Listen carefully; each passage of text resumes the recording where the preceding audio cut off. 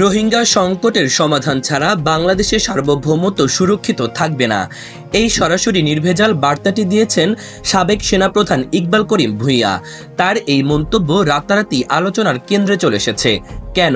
কারণ এই বার্তার পেছনে রয়েছে ভয়াবহ বাস্তবতা, এক অস্বস্তিকর সত্য যা আমরা হয়তো দেখেও না দেখার ভান করছি। রোববার নিজের ভেরিফাইড ফেসবুক পেজে দেওয়া এক স্ট্যাটাসে ইকবাল করিম ভূঁইয়া তুলে ধরেন এই দীর্ঘদিনের উপেক্ষিত সংকটের গভীরতা। তিনি বলেন, মিয়ানমারের নৃশংস গণহত্যার মুখে রোহিঙ্গারা জীবন বাঁচাতে বাংলাদেশে আশ্রয় নেয়, কিন্তু এরপর তৎকালীন সরকার তাদের ফিরিয়ে নিতে কার্যকর কোনো উদ্যোগ নেয়নি। কেবল মানবিকতার মুখোশ পরে সময় পার করা হয়েছে। বরং এমন নীতিমালা গ্রহণ করা হয়েছে যা প্রতিবেশী রাষ্ট্রের স্বার্থ রক্ষা করলেও বাংলাদেশের জন্য রেখে গেছে দীর্ঘমেয়াদী বিপর্যয়।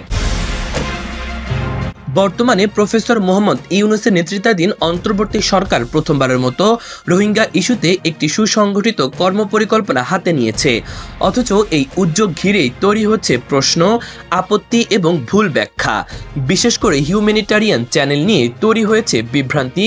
অনেকে এটিকে ভুল করে ভারতের দেওয়া করিডোরের সঙ্গে তুলনা করছেন, অথচ এটি কোনো ভূ রাজনৈতিক ছাড় নয়, বরং একটি নিরাপদ পথ যেখানে শুধু বেসামরিক নাগরিক, ত্রাণ ও মানবিক সহায়তার চলাচল নিশ্চিত করা হয়।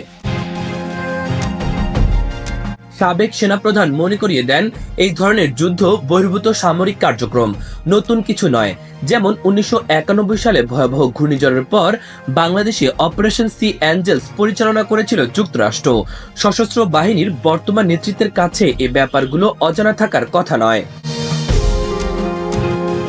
তার মতে, যদি সশস্ত্র বাহিনী সরকারের নীতির সঙ্গে দ্বিমত পোষণ করে তবে তা জাতির সামনে স্পষ্ট করে বলা উচিত। এতে দেশের মানুষ আশ্বস্ত হবে, আন্তর্জাতিক মহলেও সঠিক বার্তা যাবে। কারণ স্ট্র্যাটেজিক কমিউনিকেশন ছাড়া কোনো কৌশল পরিকল্পনা বাস্তবায়ন সম্ভব নয়। শেষে ইকবাল করিম ভূঁইয়ার সতর্কবার্তা, রোহিঙ্গা প্রত্যাবাসন যদি সফলভাবে সম্পূর্ণ না হয় তাহলে বাংলাদেশ পরিণত হবে এই অঞ্চলের রাষ্ট্রহীন মানুষদের ভাগাড়ে। পুশ ইন কর্মসূচির মাধ্যমে প্রতিবেশী রাষ্ট্রের অপকৌশল এরই ইঙ্গিত দিচ্ছে। এই সংকট মোকাবেলায় আমাদের একসঙ্গে দাঁড়াতে হবে, সতর্কভাবে, দায়িত্বশীলভাবে, কারণ এই যুদ্ধ অস্ত্র ছাড়াও হয়। দর্শক, ধন্যবাদ এতক্ষণ সাথে থাকার জন্য।